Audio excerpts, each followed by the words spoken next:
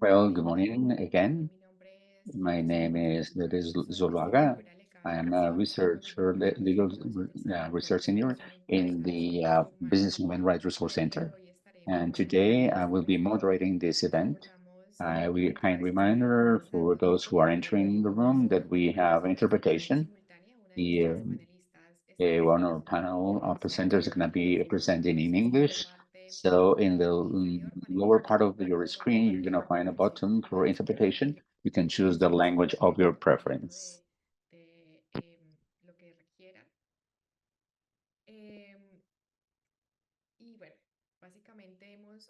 Basically, we have organized two events on sustainability on batteries and the framework of a fair energetic transition and the implications for businesses and investors. Our first event took place a couple of weeks ago and was focused on the Southeast of Asia. And today we're going to be approaching this topic from the Latin American context. And for that, we have important experts in the region. The Business Human Rights and Resource Center is an organization that promotes awareness, deep and informed discussions on the problems of human rights related to businesses. And we have a monitoring and tracking system for around 10,000 businesses in the world and over 180 countries. In the framework of the work that we do in the Business Human Rights Resource Center, we have different programs, and precisely one of those programs is of the fair transition and natural resources that seeks to promote three principles. The first one is focused on trust and shared responsibility. The second is social and human rights protection. And the third one is the business fair negotiations within the energy transition. From the work that we have been doing in this program of transitions, uh, we have developed different tools that have allowed us to inform on what we see happening from the impact that is being generated in different sectors in the energetic transition. In this framework, we have developed what we call the tracker on transition minerals that is being updated each year, and that tracks in the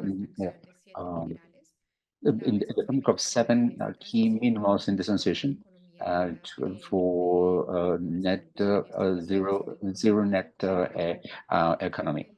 Copper, lithium, magnesium, nickel, and zinc. We have also developed another tool that is the framework for resources that is being updated every 2 years.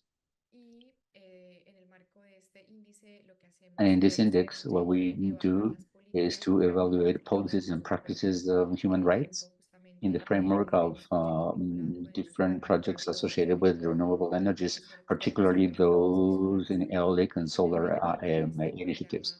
And finally, in this program, we seek to collaborate with businesses so that they understand how they can promote those shared prosperity and the leadership of indigenous peoples through commercial models that are transforming.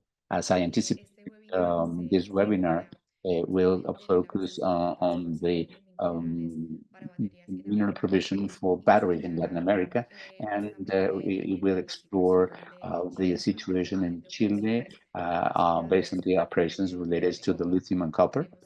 We are going to have a different perspective from the civil society, perspectives from different industries and investors. And also, we're going to seek into discussing the different advances in the matters of policies and requirements that have been associated with due diligence, particularly within the European Union. With any further ado, I'm going to introduce the panelists to talk about this webinar in a more formal way for the questions that we have for them. Today we have José Aylwin, who is the coordinator of the Globalization and Human Rights Program of the Citizen Observatorio in Chile. We have also Sergio Chamorro Avilés, who is a lawyer from the Council for Atacameños people in Chile. We also have Ritchey, who is a supply chain policy manager, transport and environment. And we also have Jenny Vento, who is the president of Human Rights Committee, National Society Mining, Oil and Energy Improve. So we're going to start the round of questions. We have prepared two questions, and we remind our panelists that they have around 6 to 7 minutes each to ask them these questions. And also, we also would like to invite all the people participating today that we have a space for questions and answers. You can include them in the chat because we're going to be monitoring and we're going to be addressing those at the end of the panel. So thank you very much to everybody and all the panelists for being with us today. It is a pleasure to have your expertise and to generate a discussion about this crucial topic today. So we're going to start now with Sergio Chamorro Avilés. Basically, the question that we have for you is mainly based on your experience that you have and how you and your community, where you have experienced the real life impacts of lithium extraction directly. If you could share with us your experience on what you would like to see changing moving forward. Good morning, afternoon, good evening to everybody. I want to thank the invitations. And at the moment, I am the legal advisor for the academic people, one more worker in the organization. I am not a spokesperson of the community, from the Atacameño community, but I do accompany an organization that puts together Atacameño communities and the permanent work that we are doing with the communities that has been documented, and they have given us a power of attorney to work as their lawyers. We have started actions in protection of the territory. From that perspective, I can tell you that at the moment I am in San Pedro de Atacama. I am an inhabitant of a Calama, Calameño, as we say here. Calama is the main cause of death is cancer due to pollution generated by a large-scale mining, a copper large minery. And another thing that was mentioned before, Calama was declared as a saturated zone with the particulated material um, regarding one of the communities that is that they needed an immediate implementation to clean up and to implement instruments of environmental management to save lives, which is a principle that from the human rights point of view, which is the right to live in a healthy environment. Unfortunately, the Chilean state has taken 15 years and they have not started to create a plan to clean up this community.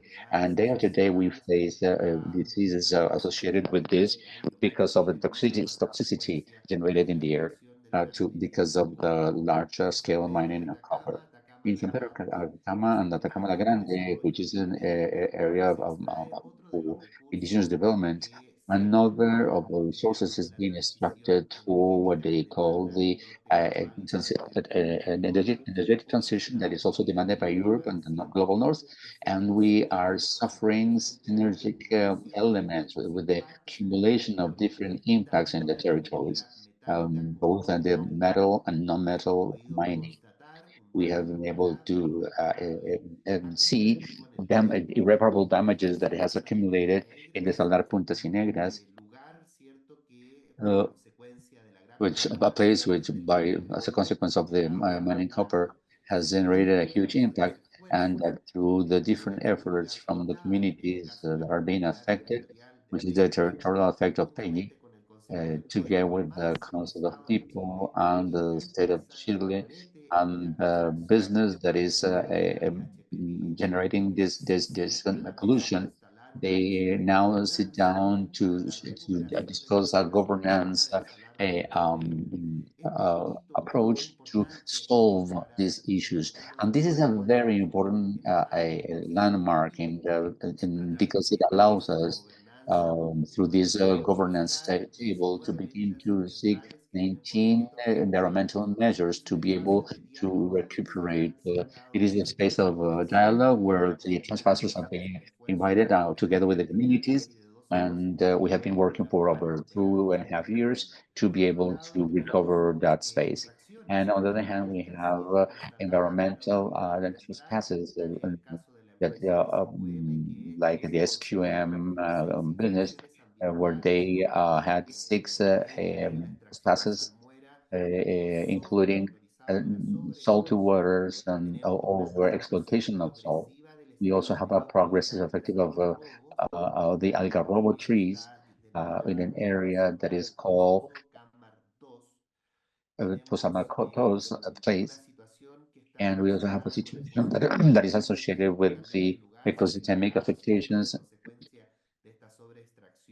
of this over eye extraction, and the superintendency of environment began sanctioning these businesses. However, Chilean legislation allows the trespassers to begin restitution or restitution measures and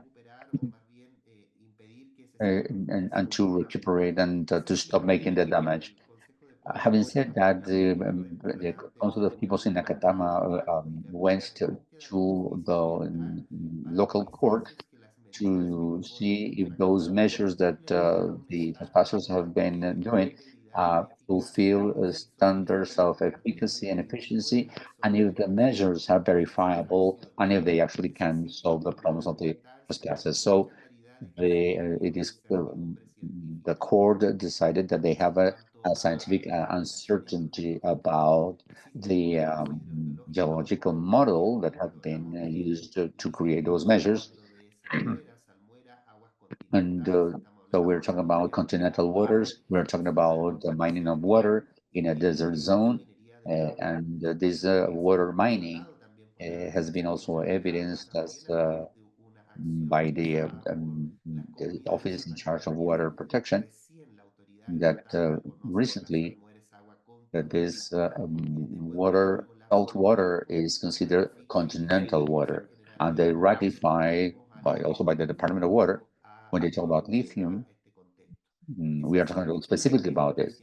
So with this scientific uncertainty is presented because businesses understand that there is a specific hydrogeological component, and now the communities are being based on scientific evidence. They are articulating all these elements through an environmental office by the communities, and we understand that the behavior of the river, the basin that we're trying to protect, does not match with the views of the state. So we are confronted with three variables that are taking us to scientific uncertainty and also at a condition of fragility that is presented with the Salar Basin. So basically, I have to respect the time. So thank you very much. I'll stop there. Muchas gracias, Sergio, Thank por este you contexto y justamente compartir very much, todos estos Sergio, for sharing this information dificultades y and the obstáculos que difficulties that han you're facing creado para visibilizar y para to give implementar visibility and el día to de hoy. start a reflective protection of the communities. Ahora, mi siguiente Now, pregunta va my second para question Emily. goes to Emily. Tengo dos I preguntas have que two comparto questions that I ambas will try to connect de alguna manera.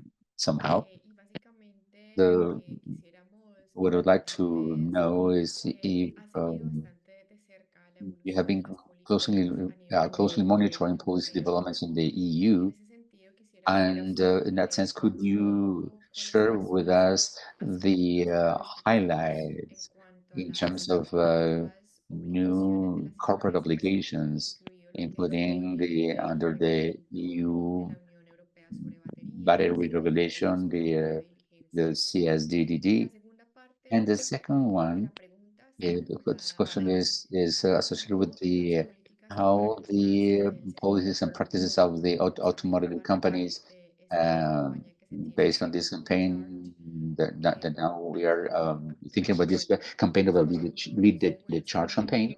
And if you can give us some examples, and if there is any gap or an aspect that needs to be worked more in detail in the future.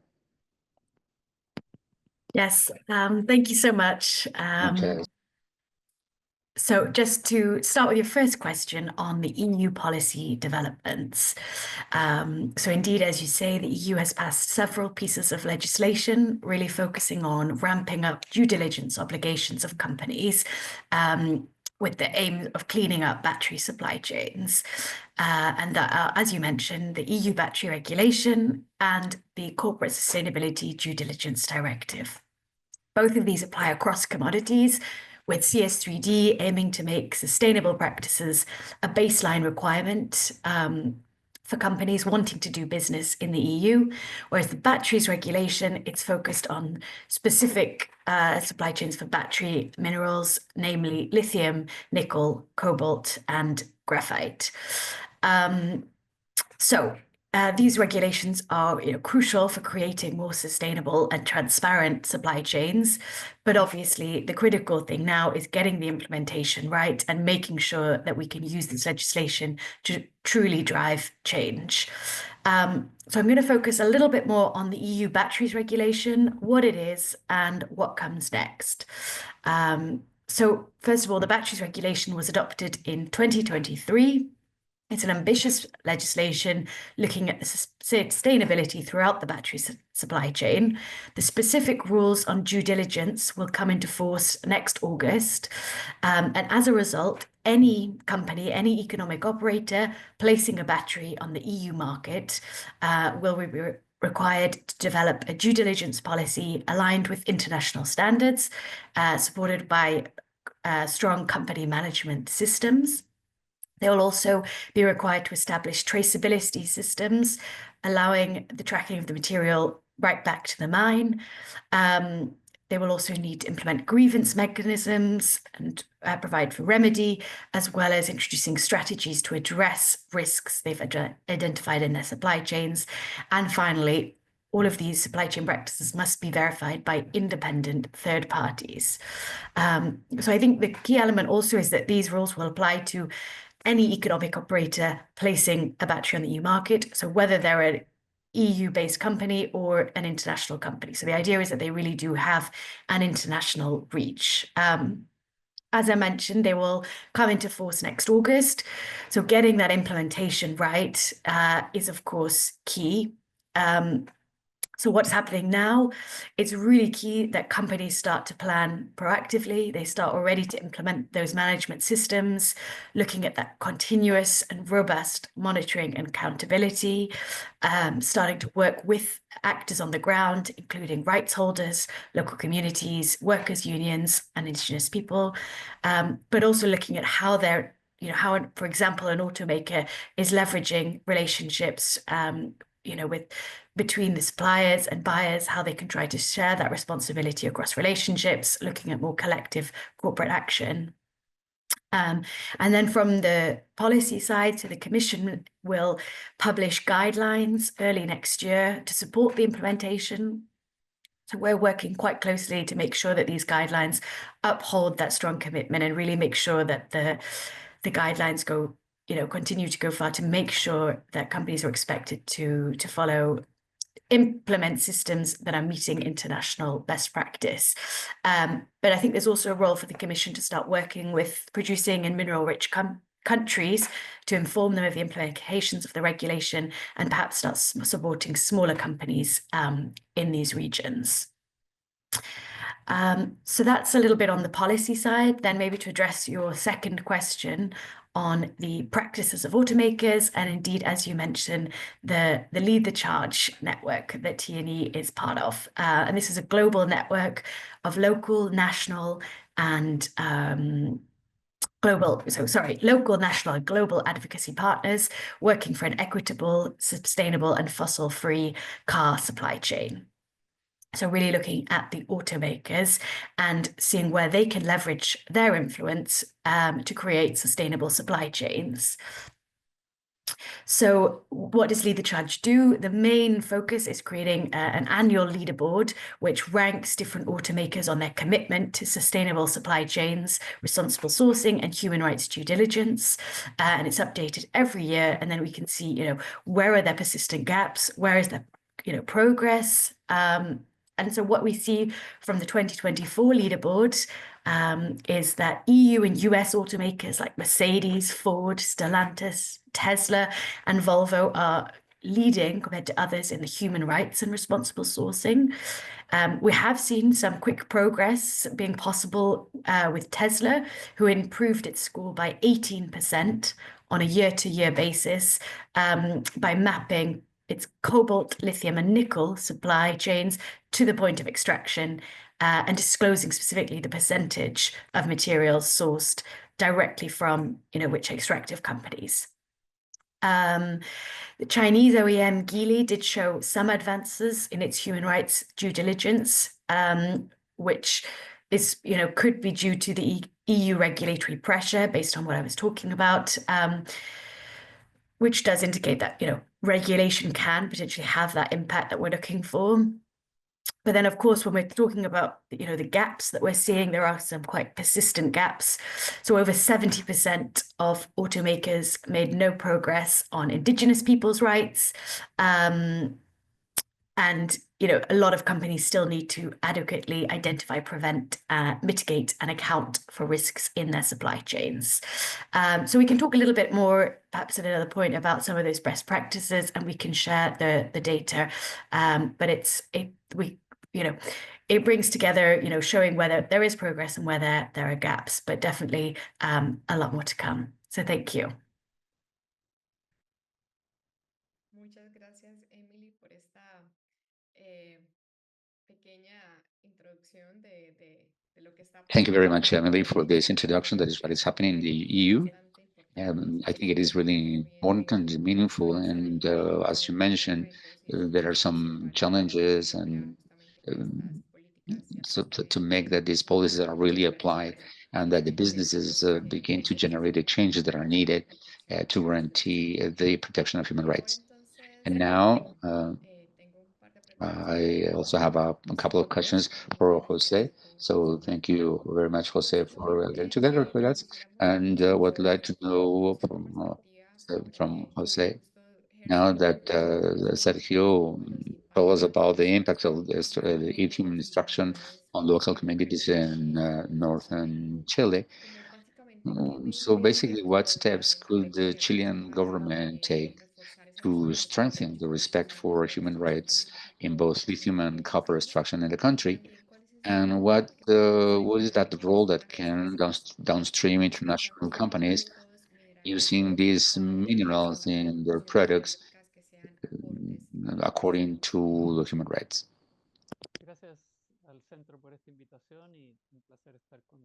Thank you to the center for this invitation, and it is a pleasure to be here.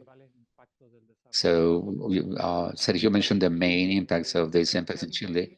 It is important to mention that Chile produces a fourth of the global copper and one-third of the lithium produced in the world. So the challenges are huge. But in my understanding, the challenges that Chile has in this sense have two dimensions. The first one as a regulator, the state as a regulator, and now, in the past and now more than before, as a producer. And this has to do with our main copper company, and Codelco, is now expanding in association with private companies and with foreign investments to make exploitation of lithium. As a regulator, there is a serious deficit in the part of the states because in different aspects that are fundamental, because these minerals are exploited in indigenous territories. One of them, as mentioned, Sergio mentioned, is particularly in this aspect. And when in the ILO 169 convention, they talked about the specific regulations about exploitations in ancestral territories, and their implementation has been really insufficient.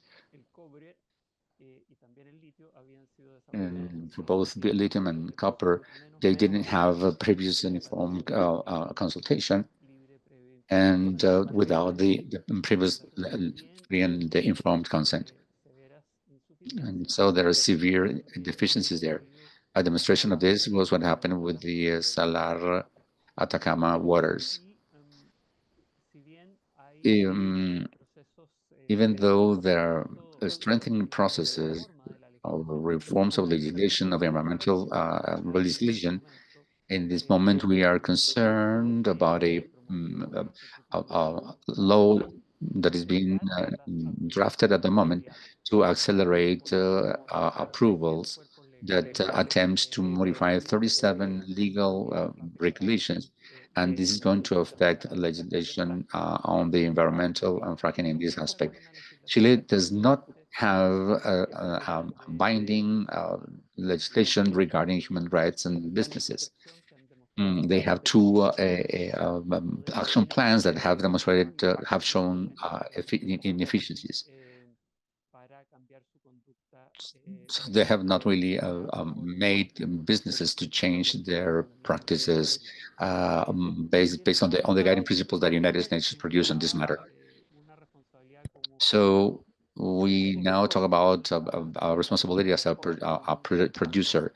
Codelco is now moving into lithium, and the guiding principles establish specific responsibilities for state businesses and the coherence that they have to make sure or to guarantee the due diligence in human rights.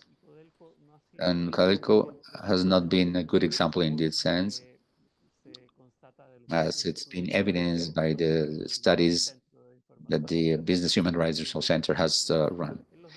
So the challenges are enormous in that sense.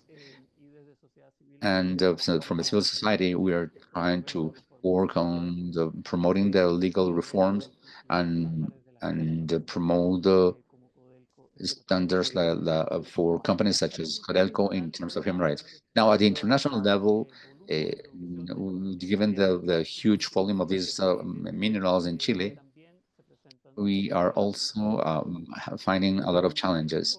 Chile exports 80% of 80% of the exports go through Chile, followed by Chile with 8% and the EU with 7%, 6%. So China, sorry, I meant China before. China produces around 79% of the all the batteries produced in the world. And that takes us to the extraterritorial responsibilities that the states have.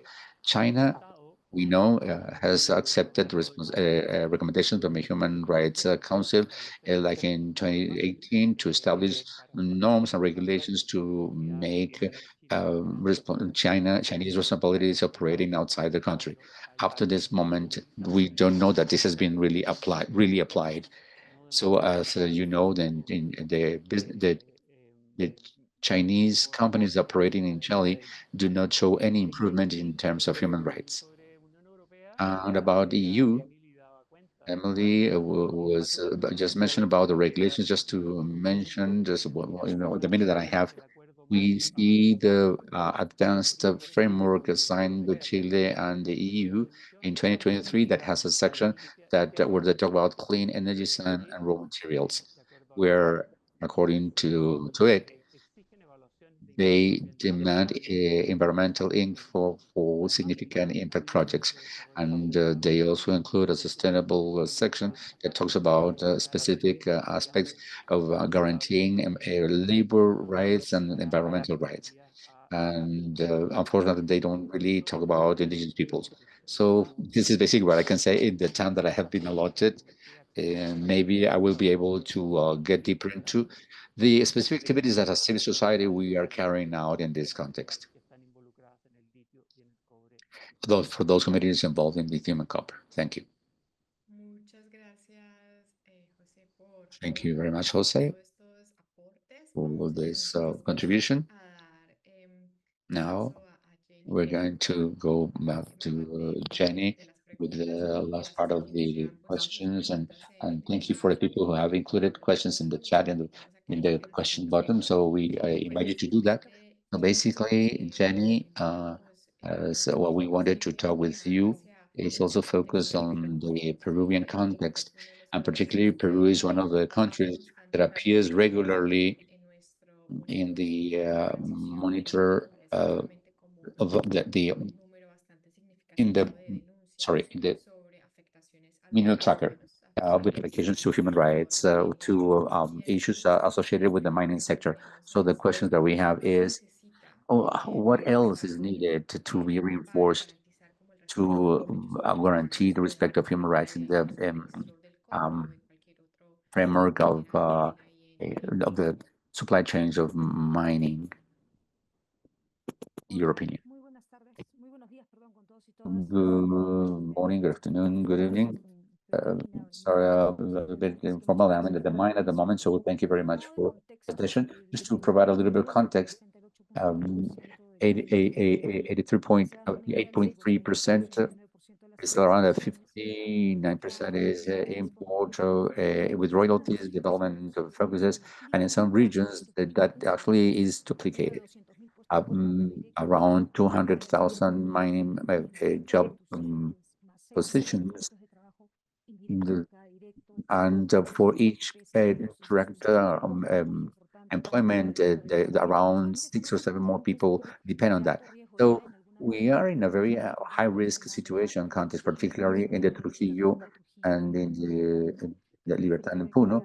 But now we're talking about this high risk for mineral extraction, particularly associated with gold and the presence of the criminal mining, as it is called in Colombia, and that's produce negative impacts, not only for the development of the activity, but also that of a people, not only for workers, communities, but on the environment and the regions. So we have found the money laundering, the co-opting of communities, around 18 people killed, around 70 attempts, 670 people have been arrested. So it is a very complicated context now. We've been receiving from mafia organizations, organized crime, international crime, and which is something that we are suffering from the Tenderagua in Venezuela and the Bermeo command. And this is associated with the high price of the minerals and to the informal mining that goes around 78%. Illegal mining represents around of $10,000 million dollars and a loss in PBI of 6.5%. So for the country, now talking specifically about the copper, we know that there's a high demand for copper. At the moment, we have around 2,000 tons for 2030. We're going to be producing 3,500 tons. The same thing can happen with nickel, lithium. In lithium, we around 200 kilotons. I'm sorry, the numbers that I gave before are kilotons. The most serious problem that we have is that we are having issues like with our countries in Argentina, Chile, and Peru are key in this transit of this process of moving from to the sustainable energies, and in order to be able to work on the sorry, she's going too fast, but we see that this is also requesting a generational change, and so we begin to see responsible people who are responsible working in this. We have an issue with supply. There are no large processes in the Peruvian case that we hope it's going to be viable in Cusco in the following years. But from here, there are no large projects to have access to copper. So what can we hope from this context? And here I represent the National Association of Mining because we have mining organizations that are working in the copper production, Many of them are adjusting their performance with the policies and standards. Some of them are associated and aligned to what is the ICMA, which is the Mining Council for Metals, and some others have started the certification. Um, and these certifications are important because they talk about a risk management, transparency with businesses, legal reports, the way we approach the issues of uh, supply, responsible supply chains, and in terms of human rights, they are intimate related with the OCDE and with the guiding principles. I would say, from my point of view, that IRMA is one of the most robust organizations that working on protecting human rights. We have the political compromise, an assessment of human rights performance, and the possibility to um, work on the reparation, mitigation of damages. And we only have 2 minutes. We are making efforts to construct in 10 years our governance. And this is a gradual process from having a social human rights committee and a working group on the human rights and our policy in human rights and a code of conduct mechanism for assessment of the associates to see if they are fulfilling with this code of conduct. We have been working on sensitizing our associates to incorporate these standards, but also human rights standards that are important because they generate an added value to the businesses and they contribute because it's one of the factors that contribute to be able to have this social license to continue working with this. We have been working the modulation of 10 years of sensitizing and training and a guidance that we have just updated. And along the same lines, in a year and a half with a company of OCDE, we presented a due diligence policies on human rights, which are aligned with the OCDE's or OCDE's with the due diligence guidance, the ICM, that applies in the mining cluster. In our guidance that we have incorporated is particularly the issue of procurement, gender equality, because in Peru, there is a 6% of women participation in the companies, and even less at the level of top managerial levels. So what do we promote? So we have to work, we are working on leadership with the companies that we hire. We promote, we promote community businesses that align with our standards. We are evidently a catalyzer for development, and along those lines, level one, we can introduce in the contracts with our providers the protection of human rights, but not only, but also a clause specifically talking about human rights. So we want to share our policy of human rights so that they can have performance standards in the management of human rights. The documents of the bids with the government with the internal documentation in the issues of human rights. Just to say 30 seconds to finish the issue of bids for government bids to like provide like a special prize for providers that fulfill with the standards that we're promoting, because this is something that needs to generate an added value to incorporate the best providers, and also the businesses have included in terms of the process the issue of risk management. We are requesting this from the people we work with. They also have auditing systems. They have a company of third parties with experts in human rights. But everything comes from the leadership that can um, Gracias, Jenny. sorry about it. Bueno, gracias a todos y todas las panelistas por todas sus apreciaciones de lo Thanks que to es all the el panelists for your. We have many tomarse un questions, minuto so if you para can take 1 or 2 minutes y to la primera answer. pregunta The first question sería is abierta for y Sergio, básicamente la and pregunta es, the question is, usted que Why do you think that the Chilean state does not apply the environmental rights in Atacama? As I mentioned before, the the copper mining has generated a lot of pollution in the air, and the Chilean state has been absent. They have not really provided the right service to the communities. Like an instrument like this one that really serves the purpose of promoting life and I believe that's the citizenship and the communities have actually taken this to court and to see when they're going to begin implementing those practices to clean the air. And so what we find is that they have made a differentiation between the core area and the surrounding area. So today we can say that the government, the compromise is totally absent. The impact that has happened in the Solari, Motorari, and the other places. The water department, which is the organization, um, was they already had the background and information reports for almost 10 years. And after 10 years, then they decide to start administration measures to begin to find responsible people and to take measures. So regarding the IRMA, I don't like to say that we don't know the qualification that IRMA is providing because it is a IRMA process that where the community does not participate. So we really do not trust this kind of international certification, and it is not in contact with the communities.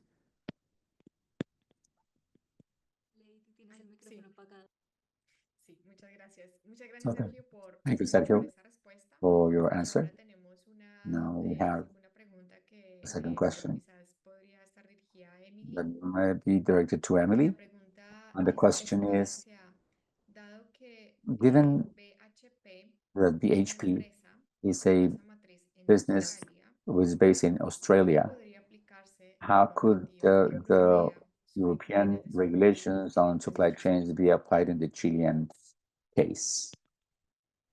Thank you. Indeed, a very good question. So I think under the batteries regulation, if BHP was mining, for example, lithium in Chile, and then they were putting that in a battery that was being sold in the EU, then these rules the batteries regulation due diligence rules would apply to them. I mean, it would probably be coming from likely the battery manufacturer or the automaker putting the product on the EU market, but that would then translate back to that company having to conduct due diligence right back to BHP's activities in Chile. However, I think they are more mining copper. So in which case, if it wasn't a mineral covered under the batteries regulation, this is when the other regulation, the Corporate Sustainability Due Diligence Directive, would come in.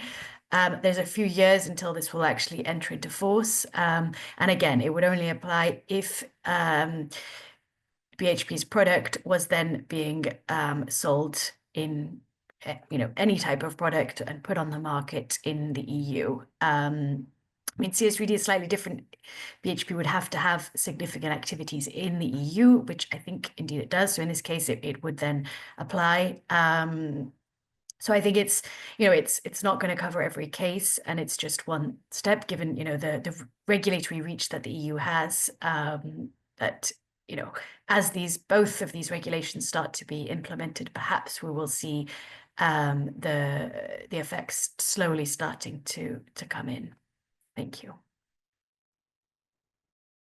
Gracias por la respuesta y también por la pregunta. Muy interesante justamente ver Thank you very much for the question and the answer, sorry.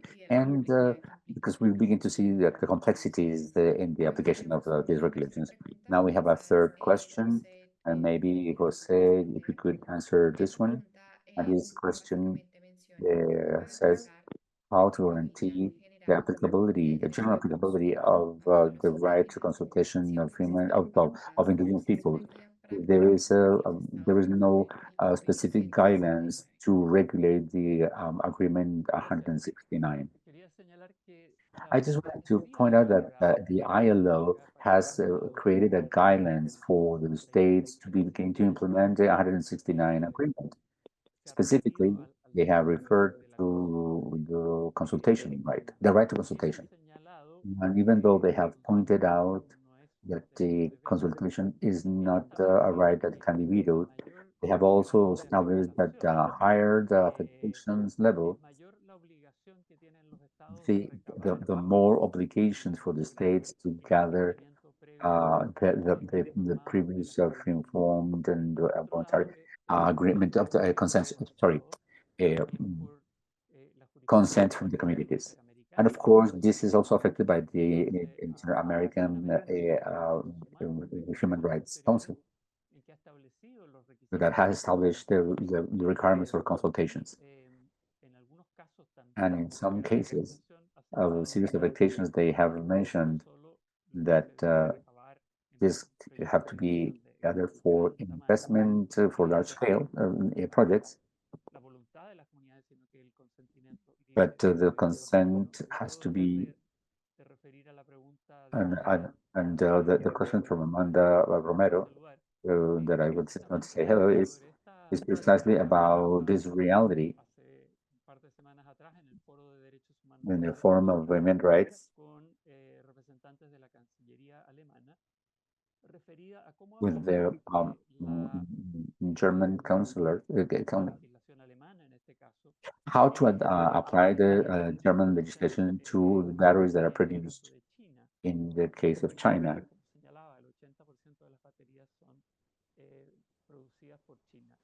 Because as we know, 70% of the batteries are produced in China. So this difficulty for the states that purchase these batteries from, I mean, just to know that if in the whole supply chain, what has been the due diligence in terms of human rights. So there is a major gap for European companies that are involved in automotives and the energy transformation that we are approaching now or addressing now. Thank you very much, Jose. And we have a last question for Jenny.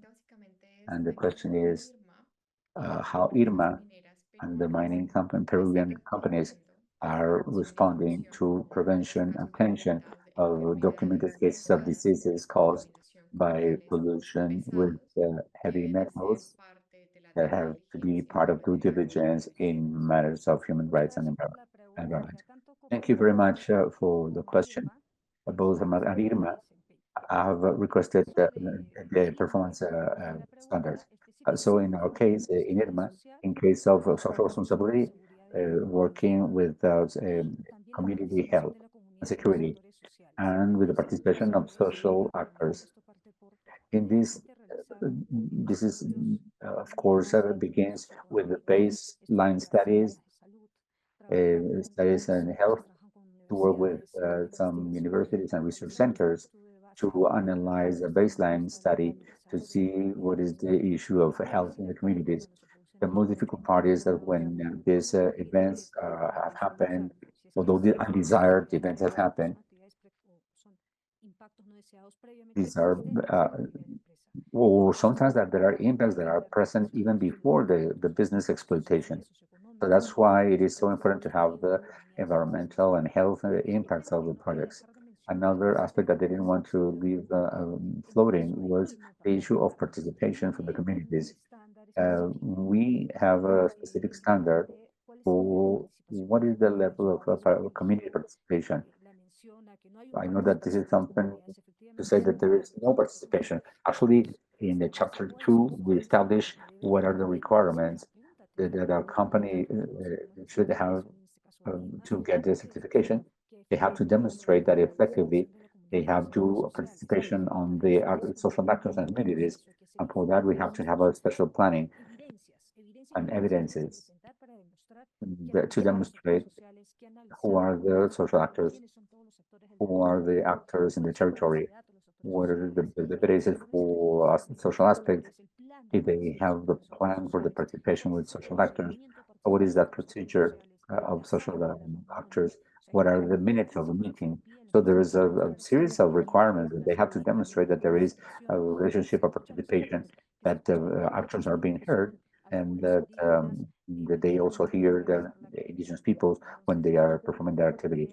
So that's basically what IRMA is asking us to complete. Is they have a standard for responsible mining that you can have access to that document on the internet. Thank you. Muchas gracias, Jenny. Thank you, Y Jenny. ya para And terminar, just como to close, lo I preguntó don't have Sergio, any una additional ronda questions. rápida de So we have like a 2 minutos final para que todos round for like vayamos one. más hacia If you could give us like some closing words concluir, por of ejemplo, what is the civil Sergio society mencionaba eso, doing at the moment, pero también qué expectativas but also what esperamos poder expectations hacer do we have, los and what else can be estados y done by obviamente the los states inversionistas and the de cara investors a avanzar y abordar to advance and to esas address this temáticas. issue. So if you can have like if Sergio, if you could start now. Thank you. I want to thank you, the Center of Business and Human Resource Center, for sharing with José, Jenny from other territories, and this dialogue with Emily too. All this perspective that we have, we had at Portas as Atacameño Council to provide ourselves with a special unit on human rights and businesses that can begin to incorporate the leading principles and recommendations of the OCDE and some other instruments. This is a territory that is heavily permeated by indigenous consultation as an admin act, without taking this as an in-depth process regarding the consent, because there are really important impacts in the territories. And again, just to say the need that this international certification can not only have these things on paper, but in real practice. If we review, for example, the minutes, as was mentioned, the participation of the Atacameño people in IRMA was really low. And even though IRMA decides to provides a grade of 75 points as compared to another one with 50 points. And for such a high certification was given to one particular specific company, they did not take into account the sanitary procedures and the environmental procedures that the communities are promoting in defense of their territories. And there was no real and effective participation on by the communities to be able to qualify. We are really concerned that these international certificates can say, we can get to a point where they can claim that the batteries that are being produced in these territories are fulfilling all the requirements, but really, if you don't let the communities who are participating locally, if you don't see the whole view of the production chain as a whole, if we don't begin to have a huge dialogue, friendly dialogue with all of these different actors, but if you don't have, we don't need intermediaries with all the state implementation, but with a permanent dialogue by the peoples with those that are purchasing on the side of the continent. So today we acknowledge the fact that global north is in debt to the global south, and that it is the time to Muchas gracias, Sergio. Emily. ask them to pay. So Emily? Thank you so much. And indeed, thanks to all the speakers for a very interesting discussion. I think, from my side, we have the signs of some good legislative tools, at least from the EU perspective. We now need to implement them. We need to use them.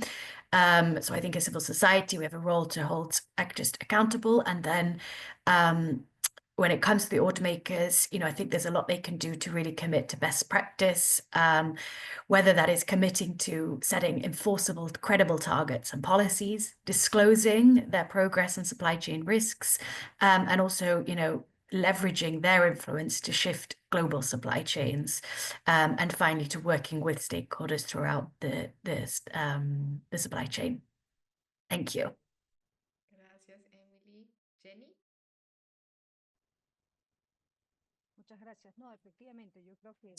Yeah, in fact, in Peru, we have the process of previous consultation.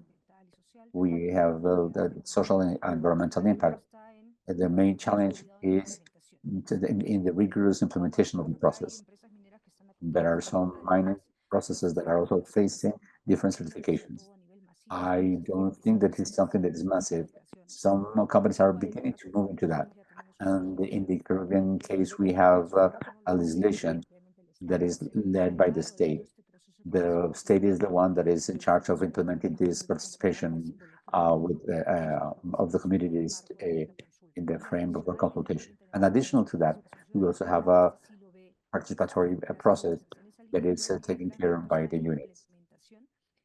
So the implementation and the goodwill that the parties have to be able to get closer to a friendly dialogue and to be able to understand each other and to sit down and talk and to talk about the issues of what the projects are, what the benefits are going to be for the communities and for the environment and in a responsible manner. And of course, we need to be able to listen to each other with sincere dialogues and to begin to introduce governance and making this space robust. The problem that we have in Peru is that there is a weakening of the state, of institutionality. That's a particular issue that we see in Peru, and that is a matter of concern. And it is a very important actor in these kinds of processes of getting together with the part to be able to mm, execute the project. But when the communities really feel that they were informed, that they participated in the process, and they know about the benefits, and that is translated into development for the territories, which is what we're really interested in, how we promote development in the territories, because I think that mining is a catalyzer for development, and it can help us close those gaps, in social gaps that we have, because poverty in these areas is huge in the issue of investment projects. So we really need to have the state that is strengthened. Efectivamente, José. And finally, Jose, thank you. From the civil society, not only in Chile, but in the southern cone, we are involved in an initiative of civil society and academia to document not only the benefits, as Jenny mentioned, but also the impact of the lithium industry, indigenous peoples, the local communities where this is extracted. We use a methodology based on community-based assessment with the Atacameño people and in the places where the lithium is being produced. I'd like to include probably Peru, which is a very important actor that is becoming particularly core in this production. So in order to do this, you need to have a more advocacy in public policy, in the business policies, focusing particularly in state policies, because precisely there is a protagonism state businesses together with global companies, particularly from China. But we need to focus on the business responsibility that the states have to protect human rights in the mining and the business activities. And finally, also, in alliance with our international networks, it is important to listen to what Emily mentioned in alliance with the International Federation of Human Rights as a center of a business human rights center, and to try to generate impacts and global frameworks on the business responsibilities, particularly in this case in energy businesses, transition energies, human rights, and to make the implementation effective of all these regulations and norms that are being developed, but that present serious challenges when you are thinking about practical implementation. So that's a scenario, and that's basically the conclusion that we want to get to a reality, a global reality that is based about this what so-called fair transition, not generally so fair with the local communities and transition mining in the regions. Muchas gracias, José, y muchas gracias Thank a you, todos Jose. ustedes Thank you to Sergio, por Emily, and prestarnos Jenny. The apoyo. time is over. Gracias por And todos thank comentarios, you for your interventions. comments, interventions. Hoy, And en esta hora today, in específicamente, this hour, basically, we were able sobre to lo que están talk sufriendo las about what is comunidades, the communities are sobre lo que suffering, ya se está but haciendo also what is y happening, especialmente cuáles son but los particularly desafíos what are the que challenges tenemos that para we still garantizar la have protección to guarantee the protection of human estos rights proyectos de in extracción those de extractive litio contexts, y cobre particularly in en lithium and Chile. copper in Chile and Peru. Muchísimas gracias a So todos thank y todas you las very much to participantes. all the people who Damos participated. por finalizada esta We close reunión. Muchas gracias. this webinar in this moment. Thank you very much to all.